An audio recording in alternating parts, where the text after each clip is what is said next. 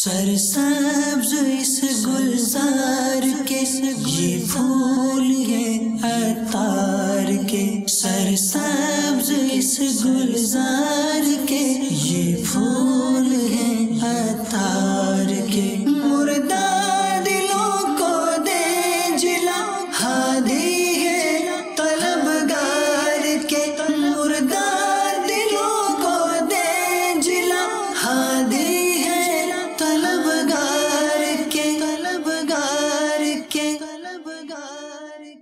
الحمدللہ رب العالمین والصلاة والسلام علی سید المرسلین، اما بعد فاعوذ باللہ من الشیطان الرجیم، بسم اللہ الرحمن الرحیم، الصلاة والسلام علیک یا رسول اللہ وعلی آلک واصحابک یا حبیب اللہ، الصلاة والسلام علیک یا نبی اللہ وعلی آلک واصحابک یا نور اللہ۔ فرمان مصطفیٰ صلی اللہ تعالی علیہ وآلہ وسلم جس سے یہ پسند ہو کہ اللہ عز و جل کی بارگاہ میں پیش ہوتے وقت اللہ تعالی اس سے راضی ہو، اسے چاہیے کہ مجھ پر کثرت سے درود شریف پڑھے۔ صلو علی الحبیب صلی اللہ تعالی علی محمد۔ عمر شہزاد اتاری عرض ہے کہ اپنے اندر جو ہے یقین کی دولت کو کیسے پیدا کیا جائے؟ جیسے ہم پڑھتے ہیں اولیاء کی سیرتوں میں یقین، ان کا توکل جو ہے اللہ اللہ، یہ تو کسی صاحب یقین کی صحبت سے ہی بندے کا یقین پختہ ہو۔ اب ایسا کہاں سے لایا جائے؟ قحط الرجال ہے، بعض باتیں یقین ہو تو فرض ہے، اللہ تعالیٰ کے وجود کی یقین کیا ہے، اللہ ہے، اب اس میں تذبذب میں ہوگا، شک میں ہوگا، پتہ نہیں ہے نہیں ہے، تب تو کافر ہو جائے گا، مسلمان ہوا ہی نہیں ہوا۔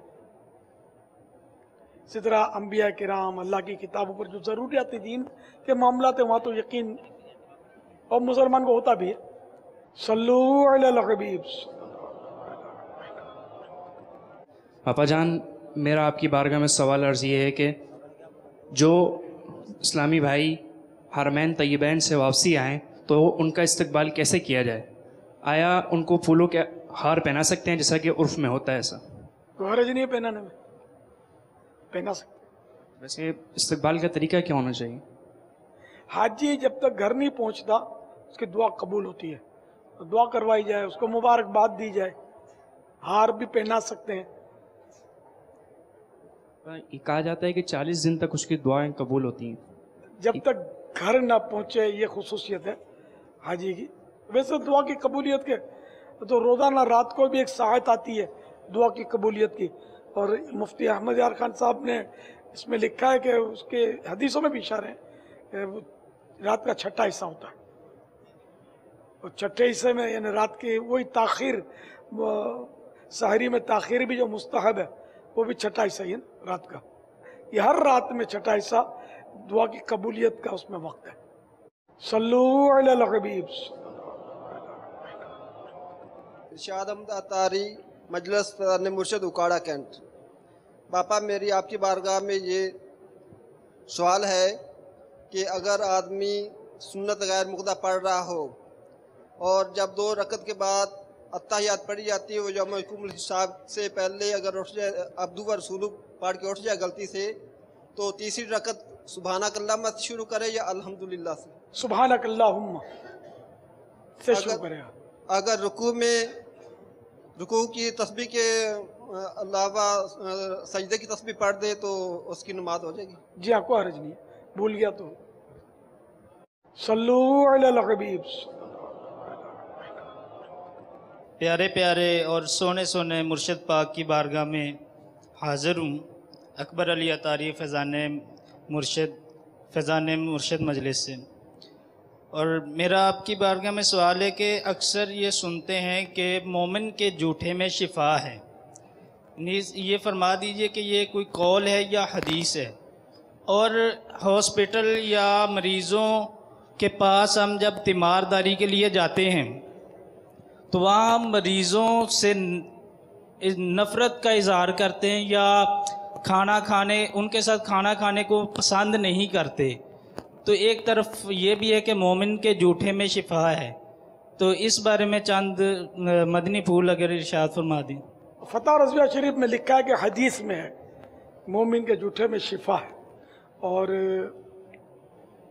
مریض کا جھوٹا نہ کھانا یہ مریض سے نفرت کی وجہ سے نہیں ہوتا، بلکہ یہ خوف ہوتا ہے کہ اس کا مرض مجھے نہ لگ جائے. لوگ اس لیے نہیں کھاتے. مریض پر تو شفقت کرتے ہیں، ہمدردی بھی کرتے ہیں کہ بیچارہ بیمار ہو گیا ہے، اس کا علاج بھی تو کرتے ہیں نا، گولی تو نہیں مار دیتے اس کو. تو باپا جانی ایسا کرنا کیسا کہ مریض سے پرہیز کرنا کہ یہ مرض ہمیں نہ لگ جائے. اس میں یہ کہ احادیث مبارکہ میں تو یہی ہے کہ بیماری اڑ کر نہیں لگتی. ایک بار ایک چیچک کا مریض آیا تھا بارگاہ رسالت میں، تو بعض لوگ وہ اس سے کترانے لگے. سرکار صلی اللہ تعالیٰ علیہ وسلم نے بلا کر اس کو اپنے ساتھ بٹھا لیا. یہ روایت احیاء العلوم، کیمیاء سعادت، ان دونوں میں نے یاد پڑتا پڑھی ہے. فتح رضویہ شریف جلد 21 پیج نمبر 101. اعلیٰ حضرت رحمۃ اللہ تعالیٰ علیہ فرماتے ہر چند جذامی کے ساتھ کھانا جائز ہے، بلکہ خود نبی صلی اللہ تعالیٰ علیہ وآلہ وسلم نے مجذوم کو اپنے ساتھ کھلایا اور فرمایا میرے ساتھ ہو کر اللہ تعالیٰ کا نام لے کر کھائیے، اللہ تعالیٰ پر اعتماد اور اس پر بھروسہ رکھتے ہوئے. امام طحاوی نے حضرت ابو ذر رضی اللہ تعالیٰ عنہ کے حوالے سے حضور علیہ السلام سے تخریج فرمائی کہ صاحب مصیبت کے ساتھ کھاؤ اپنے پروردگار کے لیے عجز و انکسار کرتے ہوئے اور اس پر یقین رکھتے ہوئے، مگر کھائی نہ کھائی اس کے ساتھ کھانا ضروری بھی نہیں، بلکہ جس کی نظر اسباب پر مقتصر ہو اور خدا پر سچا توکل نہ رکھتا ہو اس کے حق میں بچنا ہی مناسب ہے. نہ یہ سمجھ کر کہ بیماری اڑ کر لگ جاتی ہے کہ یہ خیال تو باطل محض ہے. نبی صلی اللہ تعالی علیہ وآلہ وسلم نے صحیح حدیثوں میں اسے رد فرمایا. تو ہر مرض میں یہ ہے کہ یہ تو ذہن بنائے رکھے کہ بیماری اڑ کر نہیں لگتی، لیکن خود اگر ضعیف الاعتقاد ہے، کمزور سوچ کا ہے کہ لگ جائے گی تو لگ جائے گی، تو پھر ایسا نہ ہو کہ اپنا عقیدہ خراب ہو. تو اس لیے وہ بچے، بہتر ہے کہ بچے. صلو علی الحبیب. میرا سوال یہ ہے کہ وضو کے بعد جب ہم کنگھی کرتے ہیں بالوں میں، داڑھی شریف کے بالوں میں کنگھی کرتے ہیں تو بال ٹوٹتے ہیں، کیا اس سے وضو ٹوٹ جاتا ہے؟ اس کے بعد ہم وضو کے بعد جب کپڑے چینج کرتے ہیں تو کیا اس سے بھی وضو ٹوٹتا ہے کہ نہیں؟ ان دونوں صورتوں میں وضو نہیں ٹوٹتا. صلو علی الحبیب. محمد مدنی رضا عطاری، جامعۃ المدینہ فیضان مدینہ. باپا جان مدینہ شریف جانے کا کوئی وظیفہ ارشاد فرما. مکتوبات و تعویذات عطاریہ پر ملتا ہے نا، مدینہ مانگ لو پرچہ ان سے لے. جتنا مدینے کی تڑپ ہوگی انشاءاللہ ترکیب بن جائے گی انشاءاللہ. درود پاک کی کثرت کرتا رہے، اللہ سے دعا کرتا رہے. ماشاءاللہ. صلو علی الحبیب. عبد الغنی فقی عطاری فیضان مرشد سے. میرا گزارش یہ ہے کہ ہر کوئی ذمہ دار یا مبلغین یعنی کہ جب بیان کرتے ہیں تو یہ کہتے ہیں کہ یہ بات میں تحدیث نعمت کے لیے کہہ رہا ہوں کہ میں ایک ماہ کے قافلے میں گیا تھا، میرے ساتھ یہ کام ہوا، میں نے فلانا خواب میں دیکھا. تو اپنے بارے میں ایسا کہنا کیسا ہے کہ ہر کسی کو یہ معلوم چل جائے کہ یہ بات تحدیث نعمت کے لیے کہہ رہے ہیں؟ ہر خاص عام کو یہ کہنا چاہیے یا نہیں کہنا چاہیے؟ اور تحدیث نعمت کس کو بولتے یہ بھی نہیں پتا ہوگا، عوام کو کیا پتا. مطلب یہ ان کو بتا رہے ہوتے ہیں کہ یہ بات میں تحدیث نعمت کے لیے اس معنی لوگوں میں تھوڑا یوں چرچا ہو اپنا ماں بدولت کا اب یہ ریاکاری مطلب بندے کے اندر پیدا ہونے کا خدشہ ہوتا ہے، تو ایسا کہنا کیسا ہے؟ کہنا چاہیے یا مطلب اس سے بچنا چاہیے؟ وہ جیسی بات اصل وہ واقعی اگر تحدیث نعمت کے لیے اگر کوئی سی اپنی کوئی اس کو نعمت حاصل ہوئی اس کا تذکرہ کرتا ہے تو حرج تو نہیں ہے اس میں، لیکن مبلغین کو یہ تو بہت پرانا مدنی پھول ہے کہ اپنے کارنامے نہیں سنانے چاہیے، اس سے لوگوں پر بعضوں کا اثر اچھا نہیں پڑتا۔ تحدیث نعمت کے لیے کہہ رہا ہوں تو عوام کو کیا پتا تحدیث نعمت کیا ہوتا ہے؟ سب کو تو مانا تو یہ تو مدنی ماحول کی برکت ہے کہ وہ تھوڑا بہت یہ تحدیث نعمت اور یہ کچھ حصہ بھائی سمجھ جاتے ہیں، باقی تو پڑھے لکھے لوگ بھی تحدیث نعمت کا معنی شاید نہیں سمجھتے ہوں گے۔ تو اپنے کارنامے سنانے کے بجائے اپنے بزرگوں کے واقعات سنانے چاہیے۔ اچھا ہم میں یہ دیکھیں اب یہ سب کو اس پر قیاس نہیں کرنا چاہیے۔ اچھا جیسے مجھے پوچھتے ہیں مدینے میں کیا کیا اور کیا واقعہ اور یہ، تو اب جیسے کہ اس طرح کا آدمی بتاتا ہے نا تو اس کی ریس نہیں کرنی چاہیے، یار یہ بھی تو اپنے قصے بتاتا ہے ہم بھی بتائیں گے۔ وہ ہر ایک کا اپنا اپنا قد ہوتا ہے، شاید میں جو کہنا چاہتا ہوں وہ کہہ چکا۔ العاقل و تکفیہ الاشارۃ، عقل مند کے لیے اشارہ کافی ہے۔ دوسرا چھوٹا سا سوال یہ تھا کہ اشہد ان محمد رسول اللہ پر انگوٹھے چومتے ہیں جیسے، تو بھی برداشت نہیں ہوتا، صبر نہیں ہوتا ہے کہ جیسے ہی محمد کا نام آئے تو آنکھوں سے انگوٹھوں کو لگا لیں، مطلب یہ ہے کہ جواب نہ دیں لیکن آنکھوں سے انگوٹھوں کو لگا دیں، اور جب مؤذن صاحب یا اذان دینے والے اپنے کلمات کو بند کریں تو پھر اشہد ان محمد رسول اللہ دوبارہ لگا دیں جیسے اقامت میں کرتے ہیں۔ تو مطلب یہ گزارش تھی کہ مطلب ایسا اگر کریں گے تو کیسا ہے کہ صبر نہیں ہوتا ہے کہ محمد کا نام آئے تو وقفہ دے کر مطلب کریں۔ بے قرار ہو کر چومنا نصیب ہو تو نصیب کی بات ہے، عادت نہیں ہوتی، یعنی یا تو عادت ہوتی ہے جلدی چومنے کی اور کب چومنا چاہیے یہ پتہ نہیں ہوتا، یا اب پتہ چل بھی گیا تو پرانی عادت ہوتی اس لیے بار بار انگوٹھے بندہ چوم لیتا ہے۔ تو یہ کوئی گناہ کا کام نہیں ہے، ناجائز نہیں ہے۔ اذان میں اگر انگوٹھے چومے آگے پیچھے یا نہیں چومے تو بھی کوئی حرج نہیں۔ صلو علی الحبیب۔ میرا نام محمد بلال رضا ہے، مدرسہ المدینہ فیضان سبزواری سے آیا ہوں۔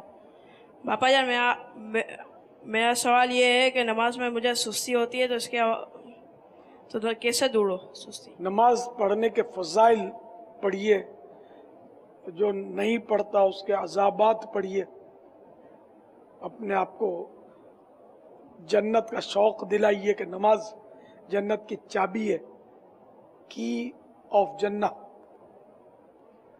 اور عذابات تو بڑے سخت ہیں نماز نہ پڑھنے والوں کے لیے کہ جو عاقل بالغ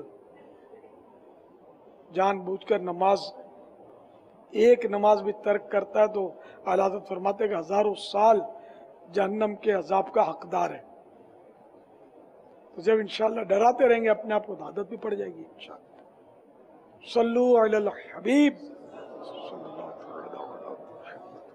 باپا جان آپ کی بارگاہ میں سوال ہے کہ جیسے حج درخواستیں گورنمنٹ اسکیمیں اسلام بھائیوں نے دی، دوسرے لوگوں نے بھی دی، اور کسی کا قرعہ اندازی میں نام آ گیا، کسی کا نہیں آیا، جن کا نہیں آتا تو دوسرے اسلامی بھائی ان کو عرض کرتے کہ آپ کی نصیب مقدر آپ کا بلاوا نہیں آیا، اور بعد میں کچھ سباب ایسے بن جاتے ہیں کہ وہ پرائیویٹ اسکیم سے چلا جاتا ہے، تو اس بارے میں آپ کیا مدنی پھول ارشاد فرمائیں؟ بات آپ کی صحیح ہے، بلاوا نہیں آیا یہ نہ کہا جائے کہ پتہ نہیں ہے نا، جیسے آپ فرمائے رہیں گے چلا جائے گا، تو اسکیمیں تو آتی ہیں، سورس بھی ہوتی ہے، اس سے بھی ترکیب بن جاتی ہے۔ اب جس کا فارم نکل آیا اس کو بلاوا آ گیا ہے یہ بھی گارنٹی نہیں ہے، فوت بھی تو ہو جاتا ہے بندہ، یہیں رہ جاتا ہے، ہوائی جہاز اس کو لیے بغیر چلا جاتا ہے، ایسے واقعات بھی ہوئے ہیں۔ صلو علی الحبیب۔ السلام علیکم ورحمۃ اللہ وبرکاتہ۔ وعلیکم السلام ورحمۃ اللہ وبرکاتہ۔ आसिम क़यामत तारी फैज़ान मुर्शिद ज़िला करक KPK खबर पख्तूनख्वा से। बापा एक मदनी बाहर आपको सुनाने से काफ़ी ऐसे 5-6 साल से आपसे कोशिश काफ़ी किया कि बाबुल मदीना हो। तो बापा मैंने एक दफ़ा अर्ज़ की थी हज़ूर पाक सल्लल्लाहु अलैहि वसल्लम की अव्वल आखिर में दुरूशी पढ़ा और दरमियान में ये दुआ मांगी थी कि अल्लाह अज़्ज़ा वजल इस टाइम हज़ूर पाक सल्लल्लाहु अलैहि वसल्लम की सुन्नत के मुताबिक 100% हाजिर दौर में वली की मुझे ज़ियारत अता फरमाए। तो अल्लाह ताला ने मुझे अपने अबी के सदके आपकी ज़ियारत अता फरमाई थी। ख्वाब है ना, ये हुज्जत नहीं होता, दलील नहीं होता, और फिर ये कि मैंने दुआ की और ये हो गया, ये अल्लाह बेहतर याद है।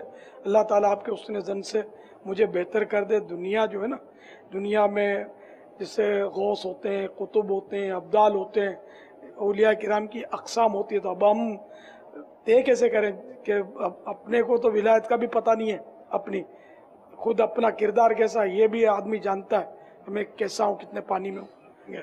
तो इसलिए अपने उस पर ऐसा मतलब ख्वाबों पर एतमाद ना किया जाए, अल्लाह ताला से पनाह मांगनी चाहिए। शैतान भी तो मतलब शक्ल बदल कर आ सकता है। शैतान सरकार सल्लल्लाहु ताला अलैहि वसल्लम की सूरत मुबारका में नहीं आता, बाकी तो बहुत कुछ कर सकता है। तोहफा ऐसा दूं कि आपको कब्र में भी साथ आवे यार। सुभान अल्लाह, आप कबूल करने वाले बने, और क्या। पापा दाढ़ी की नियत करता हूँ इंशाल्लाह। और कितने तो समझदार है, अल्हम्दुलिल्लाह। आपने मेरे बढ़ाए बगैर तोहफे को खुद ही कबूल कर लिया। तो अब तक मुंडवाई घटाई, इससे तोबा, एक मुट्ठी पूरी, माशाअल्लाह। चाहे तो इमाम शरीफ का तोबा भी कबूल कर सकते हैं इंशाल्लाह पापा, इंशाअल्लाह।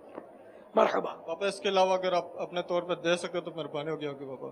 कहाँ से आए? पापा करक जिला KPK। तो चलो सस्ते में छूट रहे ना।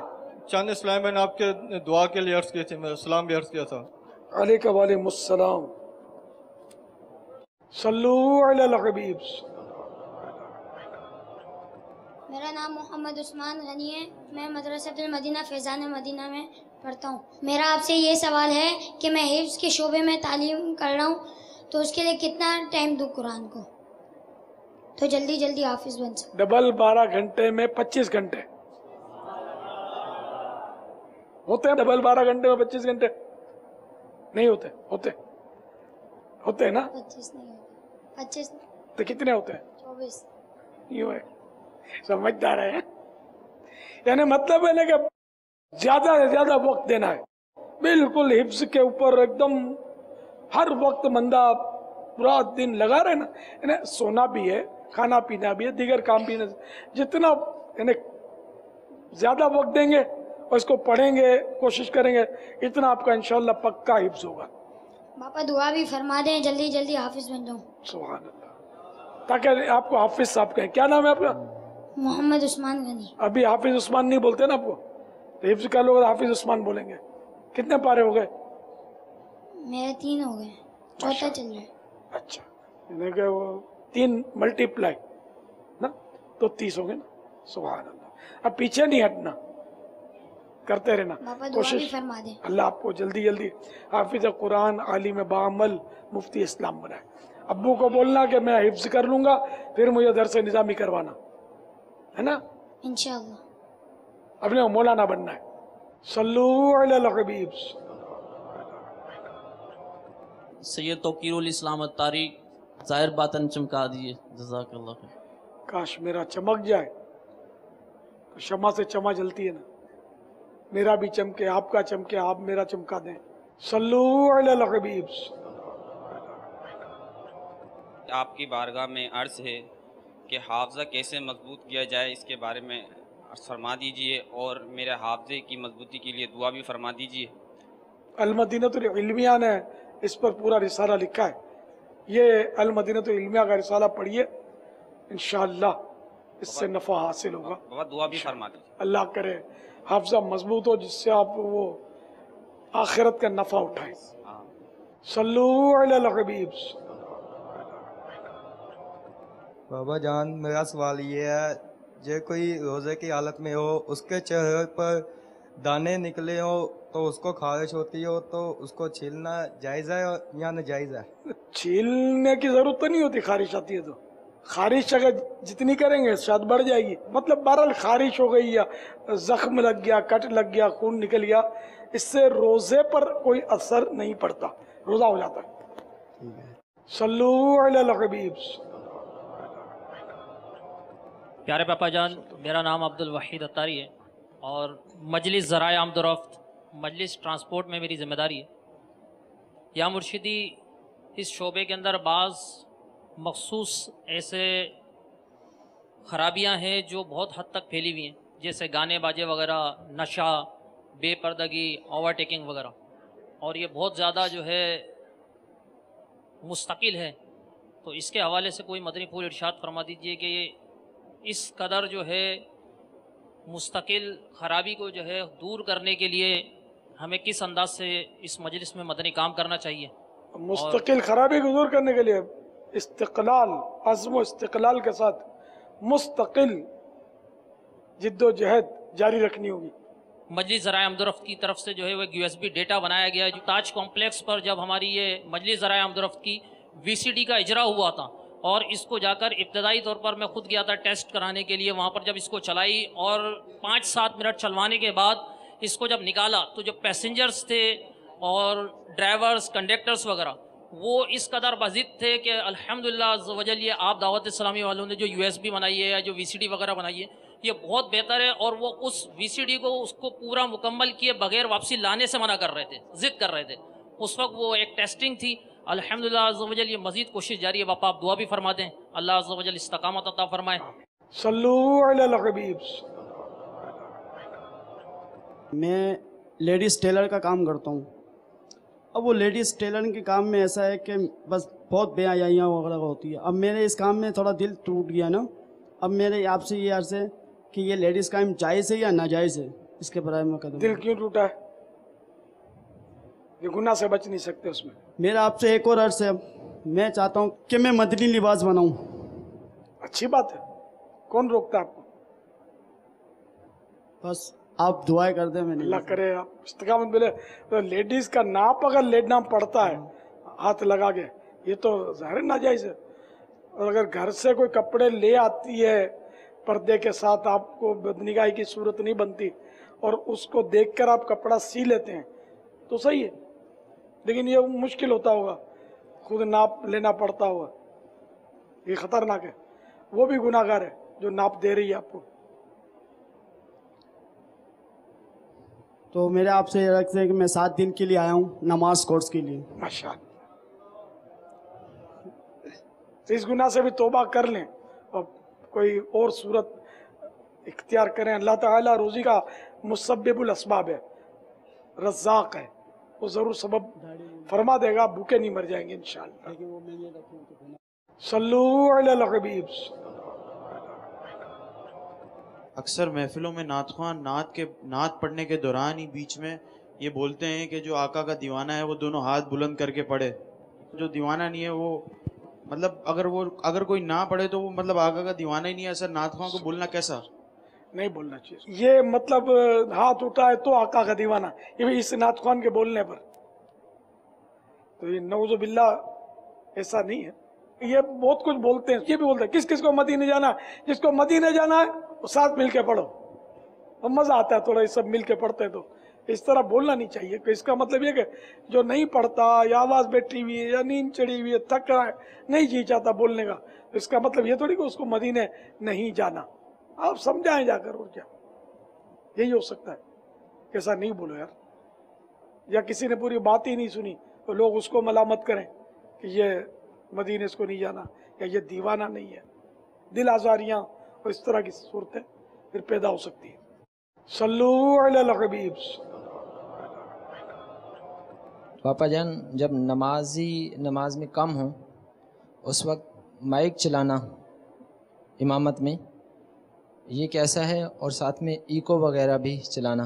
ظاہر ہے یہ بے موقع ہے. بیان میں بھی ہم نے تو ہفتہ وار اجتماع کری, کئی بار بولا ہے میں نے کہ زیادہ پبلک ہو کہ بغیر مائک کی آواز نہیں جاتی تو ہی مائک چلا. باقی 100-125 آدمی ہوتے تو اسلامی بھائی ہوتے تو آواز تو چلی جاتی ہے. یا کوئی اور وجہ ہو, جگہ بڑی ہو तो अलग बात है। जैसे इस वक्त अगर बगैर माइक के मैं बोलूँगा तो सब तक आवाज़ जाएगी नहीं, और यहाँ माइक की यूँ भी आदत होती है कि मुझ तक आवाज़ आपकी पहुँचे, फिर ये चल रहे हैं तो इनमें आवाज़ जाए, तो मैंने माइक लगाया हुआ है मेरे, तो ज़रूरतन चलाए वरना ना चलाए माइक। सल्लू अलल हबीब।